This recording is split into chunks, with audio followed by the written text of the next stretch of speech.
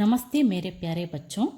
आज हम 10वीं कक्षा के 7वां पाठ जो कि एक पद्य है तुलसी के दोहे के बारे में जानेंगे। सबसे पहले हम देखेंगे कि दोहे का अर्थ क्या है। बच्चों, बहुत ही सरल रूप में कहेंगे तो दोहे में सिर्फ 2 पंक्तियां होती हैं और 4 चरण होते हैं। चरण का मतलब आप यहाँ देख सकते हैं, जहाँ अल्प विराम डाला गया है वह एक चरण है। तो कुल मिलाकर बच्चों एक दोहे में 4 चरण देख सकते हैं। काव्य शास्त्र में यह एक प्रकार का छंद है। कन्नड़ में जैसे छंदस्सु है उसी तरह हिंदी में भी है। इस छंद में प्रथम और तृतीय चरण में 13-13 तथा द्वितीय चरण में 11-11 मात्राएं होती है। तो चलिए बच्चों, अब हम तुलसी के दोहे पर प्रकाश डालेंगे। इस दोहे के कवि हैं गोस्वामी तुलसीदास जी। गोस्वामी तुलसीदास जी हिंदी साहित्य के भक्ति काल की राम भक्ति शाखा के प्रमुख कवि हैं। इनकी रचनाएं हिंदी की बोली अवधी भाषा में लिखी गई है। तुलसी के दोहे को भी अवधी भाषा में लिखा गया है। इनका जन्म सन 1532 में उत्तर प्रदेश के राजापुर में हुआ था। इनके पिता आत्माराम और माता का नाम हुलसी था। कहा जाता है कि जब तुलसीदास का जन्म हुआ तो सबसे पहले उन्होंने राम का नाम उच्चारण किया था, इसलिए इनका बचपन का नाम रामबोला पड़ा। तुलसीदास जी ने बहुत सारी रचनाएं लिखी हैं बच्चों, लेकिन इनकी प्रमुख रचनाएं हैं रामचरितमानस। रामचरितमानस एक महाकाव्य है। अवधी भाषा में लिखा हुआ इतिहास की घटना है। यह एक रामायण की कथा है। इसे तुलसीकृत रामायण भी कहा जाता है। श्री रामचरितमानस के नायक श्री राम हैं, जिनको मर्यादा पुरुषोत्तम के रूप में भी दर्शाया गया है। बच्चों, कहा जाता है जैसे दक्षिण भारत में भगवत गीता को हिंदू धर्म के लोग पवित्र ग्रंथ के रूप में अपने घर में रखते हैं, उसी तरह उत्तर भारत में रामचरितमानस को पवित्र ग्रंथ के रूप में घर में रखते हैं। उनकी प्रमुख रचनाओं में से विनय पत्रिका, गीतावली, दोहावली, कवितावली आदि हम देख सकते हैं। तुलसीदास जी की मृत्यु उत्तर प्रदेश के काशी में, जिसे वाराणसी भी कहते हैं, वहाँ 1623 में हुआ। बच्चों, अभी हम दोहे पर ध्यान देंगे। दोहे का आदर्श वाचन सुनेंगे और उसके बाद आदर्श गायन सुनेंगे। मुखिया मुख सो चाहिए, खान पान को एक, पालई पोसई सकल अंग, तुलसी सहित विवेक, जड़ चेतन गुण दोषमय, विश्व कीन करतार, संत हंस गुण गाहिम पै, परिहरि वारी विकार, दया धर्म का मूल है, पाप मूल अभिमान, तुलसी दया न छांडिए, जब लग घट में प्राण, तुलसी साथी विपत्ति के, विद्या विनय विवेक, साहस सुकृति सुसत्य व्रत, राम भरोसो एक, राम नाम मनि दीप धरो, जीह देहरी द्वार, तुलसी भीतर बाहिरव, जो चाहसी उजियार,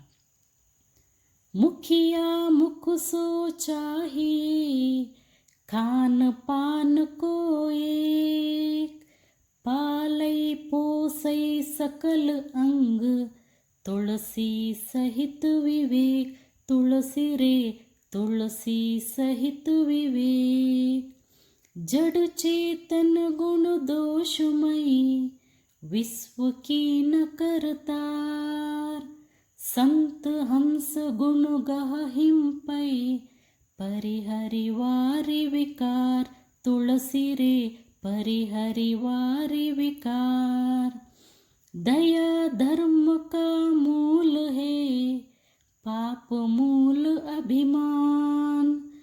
तुलसी दया न छांडिए, जब लग घट में प्राण। तुलसी रे जब लग घट में प्राण। तुलसी साथी विपत्ति के, विद्या विनय विवेक। साहस सुकृति सुसत्य व्रत, राम भरोसो एक। तुलसी रे राम भरोसो एक। राम नाम मनि दीप धरो, जीह दे हरिद्वार। तुलसी भीतर बाहिरो, जो चाहसी उजियार। तुलसी रे जो चाहसी उजियार। बच्चों, अभी भावार्थ देख लेंगे। इस दोहे में, पहले दोहे में मुखिया को बुद्धिमान से काम करने की सलाह तुलसीदास जी देते हैं। पहली पंक्तियों में तुलसीदास जी कहते हैं कि मुखिया मतलब एक नेता, लीडर। मुख का अर्थ है मुंह। मुखिया को मुंह के समान होना चाहिए, क्योंकि मुंह खान पान को एक मतलब खाने का और पीने का काम अकेला ही करता है। इससे पालय पोषय सकल अंग। पालय पोषय मतलब पालन पोषण करना। सकल अंग करते हैं सारा शरीर। तुलसी सहित विवेक। यहाँ पर कवि कहते हैं कि मुखिया को मुंह के समान होना चाहिए, क्योंकि मुंह खाने का और पीने का काम अकेला ही करता है। इससे सारे शरीर का पालन पोषण होता है। एक मुखिया अथवा एक नेता को भी इसी तरह विवेकवान अथवा बुद्धिमान होना चाहिए। काम अपनी तरफ से करे, लेकिन उसका लाभ अथवा फल सभी में बांटे। और एक बार बताऊंगी बच्चों, मुखिया को मुंह के समान होना चाहिए, क्योंकि मुंह खाने का और पीने का काम अकेला ही करता है। इससे सारे शरीर का पालन पोषण होता है। मुखिया को भी ऐसे ही मतलब मुंह के समान बुद्धिमान होना चाहिए।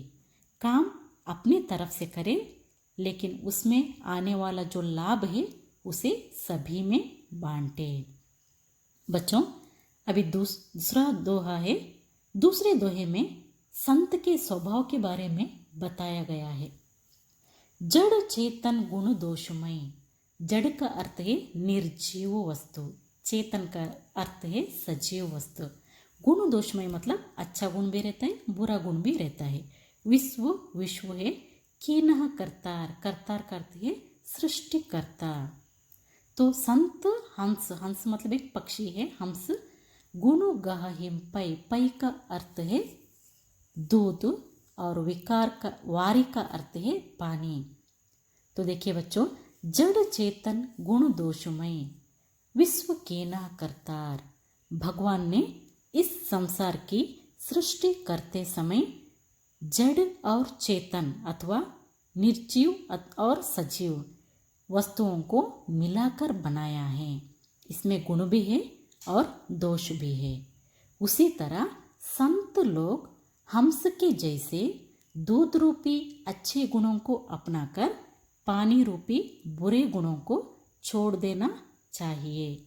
ऐसे कहा जाता है, अगर आप हंस को पीने के लिए दूध देंगे तो सिर्फ दूध पीकर पानी को छोड़ देता है कि यह एक विशेषता है हंस पक्षी की। तो उसी तरह संत लोग की क्या करना चाहिए, हंस के जैसे दूध रूपी अच्छे गुणों को अपनाकर पानी रूपी बुरे गुणों को छोड़ देना चाहिए करके यहाँ पर तुलसीदास जी कहते हैं। अभी तीसरा दोहा है। तुलसीदास जी इस तीसरे दोहे में दया धर्म का महत्व और अहंकार छोड़ने की सलाह दिया है। तुलसीदास जी कहते हैं कि धर्म का मूल दया है और पाप का मूल अहंकार। अभिमान मतलब अहंकार। जब तक शरीर में प्राण है, मतलब जब लग घट में प्राण, घट का अर्थ है शरीर, जब तक शरीर में प्राण है तब तक दया को नहीं छोड़ना चाहिए करके यहाँ पर कवि हमें एक अच्छा सा संदेश दे रहे हैं बच्चों। धर्म का मूल दया है और पाप का मूल अहंकार है। जब तक शरीर में प्राण है तब तक दया को नहीं छोड़ना चाहिए, अहंकार छोड़कर दयालु बनना चाहिए। अभी चौथा दोहा है बच्चों। चौथे दोहे में तुलसीदास जी ने भगवान पर विश्वास रखना और शिक्षा के बारे में हमें संदेश देते हैं। चौथे दोहे में तुलसीदास जी कहते हैं कि विपत्ति मतलब कष्ट, विपत्ति के समय पर हमारे साथी अथवा मित्र विद्या, विनय और विवेक है। विद्या मतलब आप जानते हैं शिक्षा, एजुकेशन है, विनय और विवेक है। जब हम राम पर अथवा भगवान पर भरोसा अथवा विश्वास रखते हैं तब हम साहस मतलब साहसी सुकृति करते हैं, अच्छा काम, सु मतलब अच्छा, कृति मतलब काम, सुसत्य व्रत का अर्थ है सत्यवान बन जाते हैं। तो देखिए बच्चों, चौथा भावार्थ, तुलसीदास जी कहते हैं कि कष्ट के समय पर हमारे साथी विद्या, विनय और विवेक है। जो भगवान पर भरोसा रखता है वह साहसी, अच्छे काम करने वाला और सत्यवान बन जाता है। अभी अंत का जो दोहा है, राम नाम मणिदीप धरो, जीह देहरे द्वार, तुलसी भीतर बाहिरो, जो चाहसी उजियार।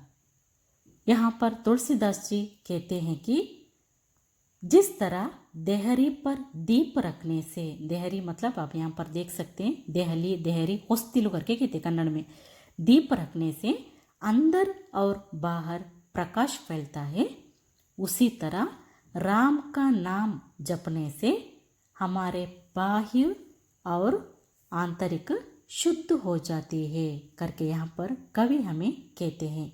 इसका अर्थ है बच्चों, हम भगवान का नाम जपना चाहिए।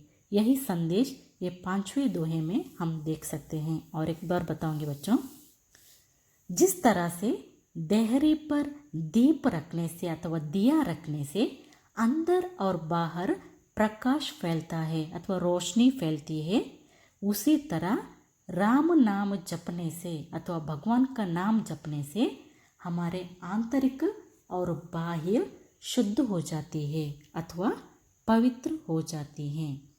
तो बच्चों, अंत में इस दोहे से हमें अच्छे काम करना और नैतिकता से जीवन बिताने की सीख मिलती है।